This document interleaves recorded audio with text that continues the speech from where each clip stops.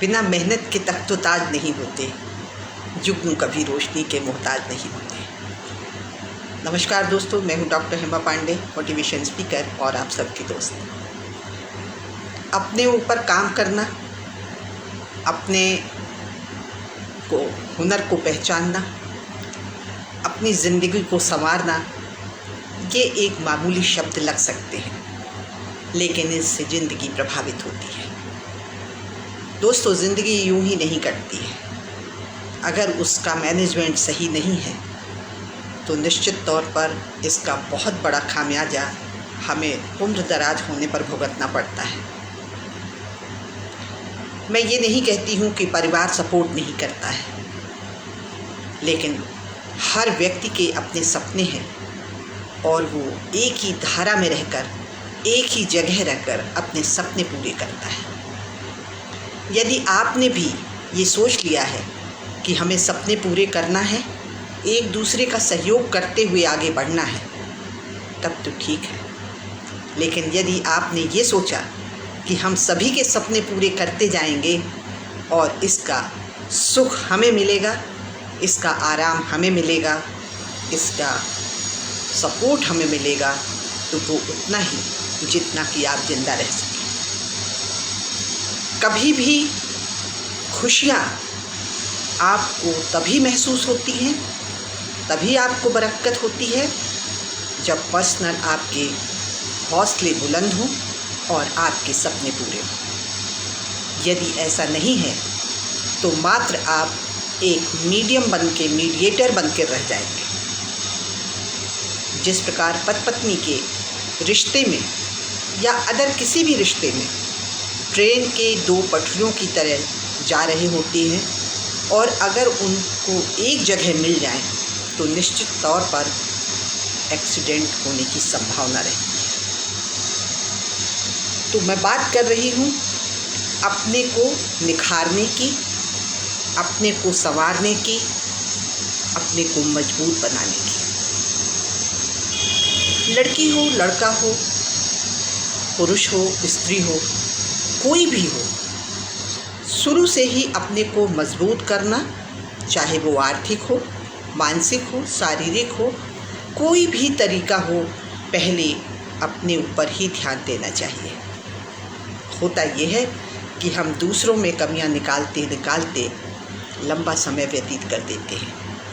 काश हमने अपने को संवारने की कोशिश की होती, काश हम अपने हुनर को पहचाना होता। तो सबसे पहले हमें अपने को देखना होगा। ऐसा ही एक वाकया, ट्रेन चल रही है, लोग इंतज़ार कर रहे हैं और सामने से वो आती दिख रही है।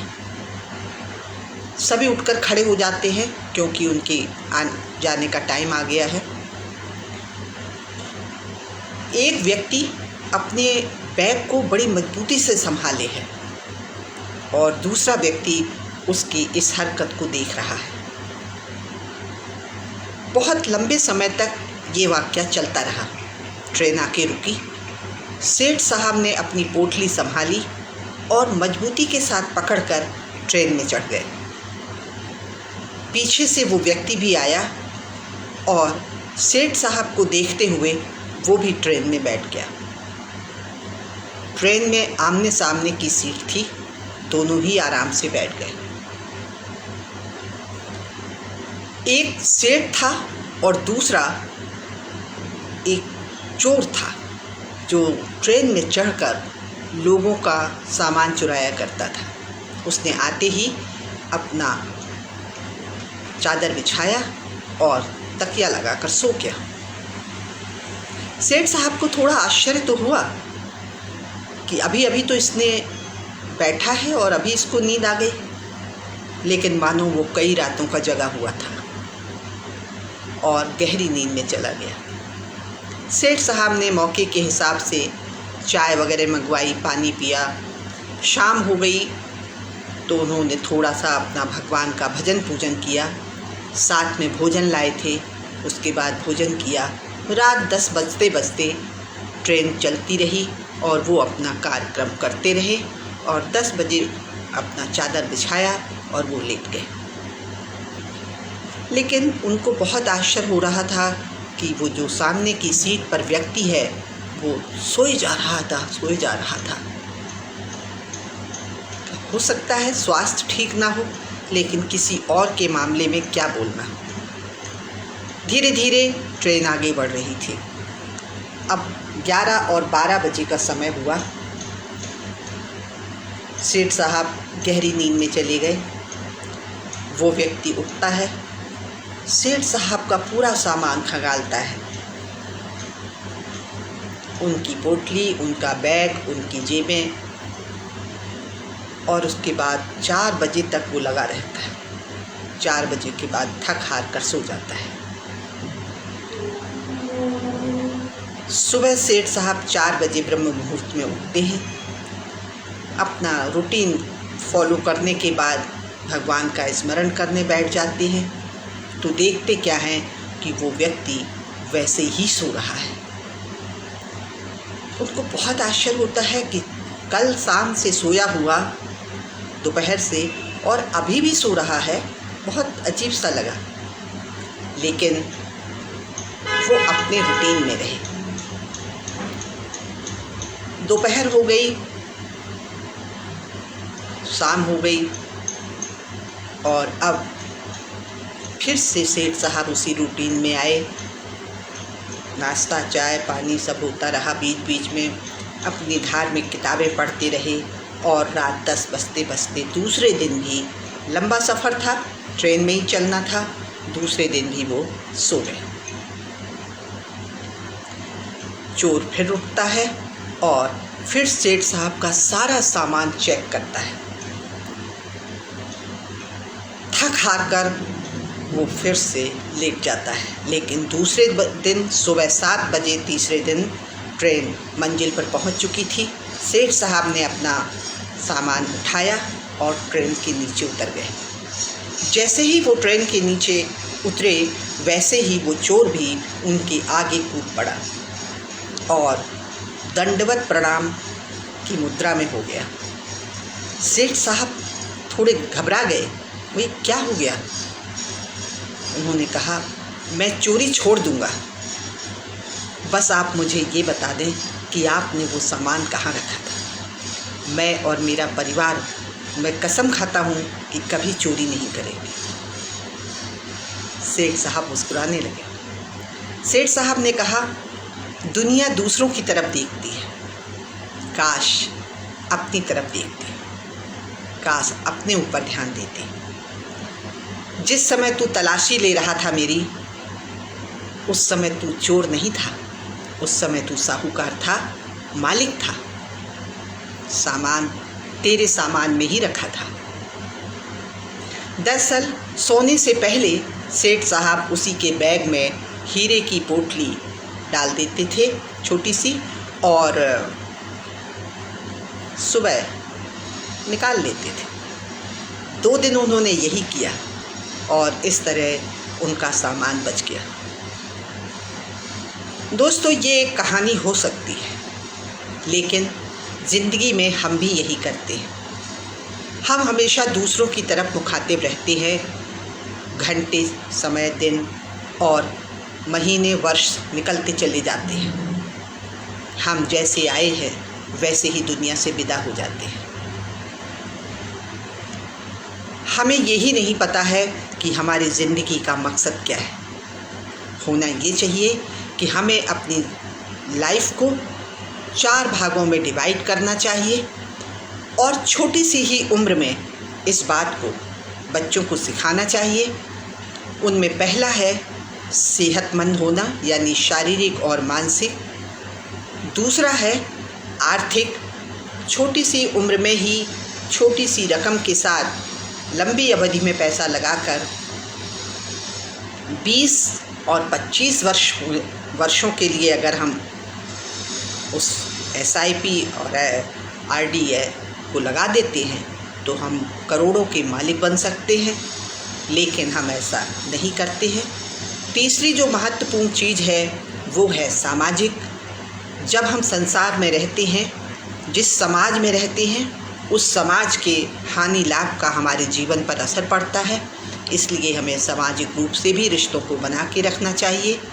जब भी कभी आपके यहाँ शादी ब्याह होता है और 4 आदमी इकट्ठे नहीं होते हैं, समाज में आपकी हास्यास्पद स्थिति बनती है। जब भी आपके पास मुसीबत आती है, आपके पास 2 आदमी खड़े नहीं होते हैं, इससे आपकी सहयोगात्मक जो चीज़ें हैं वो नहीं हो पाती हैं। तो सहयोग करते रहना चाहिए। और जो सबसे महत्वपूर्ण चीज़ है वो है आध्यात्मिक। जब भी कभी रोशनी कहीं से भी दिखाई ना दे रही हो, सब तरफ अंधेरा ही अंधेरा हो ज़िंदगी में, तब आप अपने अंतरात्मा की आवाज़ सुने। उस परम पिता परमात्मा, चाहे उसका नाम कुछ भी हो, गुरु नानक हो, ईसा मसीह हो, भगवान राम हो या हनुमान जी हो, कोई भी हो, आप उनकी शरण में जाएं और एक ऐसी ताकत महसूस करें कि वो मुसीबत से हमें निकाल ही लेंगे। ये छोटी छोटी बातें ज़रूर लगती हैं, लेकिन इनका हमारे जीवन पर खासा प्रभाव पड़ता है। हमें अपने ऊपर काम करना चाहिए और अपने ऊपर काम करने का सही तरीका है कि हमें समय को पकड़ना चाहिए। सुबह ब्रह्म मुहूर्त में उठकर हम 2 घंटे पहले भी अगर उठते हैं तो हमारे व्यक्तिगत विकास तो होता ही है, सेहत अच्छी होती है, साथ साथ हमारे रिश्तों में भी मजबूती आती है, क्योंकि हम रिलैक्स रहते हैं, समय से पहले ही हमारे काम हो जाते हैं। तो सुबह उठने की आदत एक साधारण आदत है, लेकिन बड़ी ही महत्वपूर्ण है, बहुत अच्छी आदत है। तो सुबह ज़रूर उठना चाहिए। और जिन लोगों के साथ आपको रहते हैं, उनका कैसी संगति है, इस पर भी हमें पूरा फोकस करना चाहिए, क्योंकि कहते हैं जैसी संगत होती है वैसी ही रंगत हो जाती है। अगर आपके पास अच्छे दोस्त नहीं हैं तो आप किताबों को अपना दोस्त बना सकते हैं। और तीसरी जो महत्वपूर्ण चीज़ है वो ये कि आप समय समय पर यात्राएं करिए। दुनियादारी सीखने के लिए आपको कई काम खुद करना चाहिए, चाहे वो बैंक में जाकर के अपना काम करना हो या आपको अपने डॉक्टर से मिलना हो। मैं आश्चर्यचकित होती हूँ जब मुझे ये पता चलता है कि किसी को यही नहीं मालूम है कि उनके शरीर में किस चीज़ की कमी है, कौन सी चीज़ की अधिकता है, क्या खाने से उन्हें इसका निवारण मिलता है, इस पर उन्हें कोई भी महत्व नहीं है। तो इन चीज़ों पर फोकस करना चाहिए। बचपन से ही अपने बच्चों को अगर संस्कारवान बनाना है तो आप 2-4 चीज़ें अपने घर में आप करिए, जैसे कि एक हैप्पी वातावरण रखिए, माहौल में खुशनुमा रहे, हंसी मजाक होती रहे थोड़ा आपस में, तो हल्का माहौल रहे, हेल्दी वातावरण रहे। जैसे कि आप क्या खाते हैं इस पर पूरा फोकस होना चाहिए। कुछ भी खा लेना और पेट भर लेना, इससे आपके बच्चों पर भी बहुत असर होता है, उनकी भी आदतें वही पड़ जाती हैं जो लंबे समय के बाद तमाम बीमारियों को जन्म देती हैं। तो कभी भी कुछ खा रहे हैं आप तो ये ज़रूर देखें कि क्या उसमें पौष्टिकता का कुछ अंश है या नहीं है, कब खा रहे हैं। देर रात तक खाना, देर रात तक जागना, ये आपके परिवार के लिए घातक हो सकता है, नुकसानदेह हो सकता है। तो इस बात पर हमें पूरा फोकस करना चाहिए, हम्बल रहना चाहिए। मैंने देखा है कि फादर आते हैं और वातावरण इतना भयानक बन जाता है कि जैसे कोई बहुत बड़ा एक प्रिंसिपल आ गया हो। अनुशासन बुरा नहीं है, अनुशासित रहना चाहिए, अनुशासन होना चाहिए, लेकिन बच्चों को घर लौटने का मन करे, कुछ ऐसा एटमॉस्फेयर भी हमें अपने घर में बना के रखना है। और ऑनेस्ट रहना ज़रूरी है। अगर माता पिता ऑनेस्ट हैं तो निश्चित रूप से बच्चे भी रहते हैं। और दोस्तों, ये नहीं भूलना चाहिए कि हमें कर्मों की सज़ा मिलती ही मिलती है। तो हम झूठ बोलेंगे, हमारे बच्चे भी झूठ बोलना सीख जाएंगे। अगर किसी का कॉल आता है तो हम अपने ही बच्चे से कहते हैं कि बता दो हम नहीं हैं। छोटा बच्चा आश्चर्यचकित होता है कि आप तो घर पर हैं, फिर क्यों कह रहे हैं कि हम घर पर नहीं हैं। उसको कुछ भी समझ में नहीं आता है और वो एक्सेप्ट करता है और झूठ बोलता है कि पापा जी कह रहे हैं कि वो घर पर नहीं है। चोर आपकी झूठ भी पकड़ा जाता है और मजाक भी समाज में आप बनते हैं। साथ में वो बच्चा भी आगे चलकर किसी रेस्टोरेंट में बैठा होता है और वो कह देता है मैं कॉलेज में बैठा हूँ। तो तो ये झूठ बोलना हमने ही उसे सिखाया है। तो सबसे पहले हैप्पी रहना, हेल्दी रहना, हम्बल रहना, ऑनेस्ट रहना, और सबसे आखिरी में हमें बड़े सपने देखना चाहिए। तो बड़े सपने देखना के लिए हमें बच्चों को भी बताना चाहिए। ये कहकर हमें बात को ख़त्म नहीं करना है कि आपकी चादर जो है छोटी है तो आप बड़े सपने नहीं देख सकते हैं, ऊंची उड़ान नहीं भर सकते हैं। दोस्तों, आज हमारे सामने हकीकत है कि एक चाय बेचने वाला देश का अगर प्रधानमंत्री बन सकता है, एक पेपर बेचने वाला देश का राष्ट्रपति बन सकता है, तो हम क्यों नहीं बन सकते हैं? हमारे बच्चे बुलंदियों पे क्यों नहीं बैठ सकते हैं? तो उन्हें बड़े सपने देखना सिखाइए, थोड़े से अनुशासन और ढेर सारा प्यार देकर उन्हें दुनियादारी भी सिखाइए, और साथ में घर में खुशनुमा माहौल बनाए रखिए। अपने ऊपर ध्यान अगर आप देते हैं तो आपके बच्चे भी वही करना सीख जाते हैं, वो किताबें पढ़ते हैं। आप अपने बच्चों को कोई सोना चांदी दें या ना दें, लेकिन आप अपने बच्चों को लाइब्रेरी ज़रूर सौंपें। ये वो सौगात होगी कि वो कभी नहीं हारेंगे, और उनके पास जो ये संपत्ति होगी कोई चोर चुरा के नहीं ले जा पाएगा, और उनकी सफलता की ये गारंटी बन जाएगी। तो दोस्तों, हमें संस्कार सौंपना है तो उसको इस रूप में सौंपें, शुरू से ही ध्यान दें और अपने ऊपर काम करें। अपने ऊपर काम करने का मतलब ही है कि हम सुबह उठें, साथ साथ किताबें पढ़ें, अच्छी संगत में रहें, हम क्या खाते हैं इस पर ध्यान दें, समय पर सोएं। ये वो चीज़ें हैं जो आपको सुख, शांति, समृद्धि और समाज में सम्मानित कराएंगी। आज इतना ही। जय हिंद, जय भारत, नमस्कार।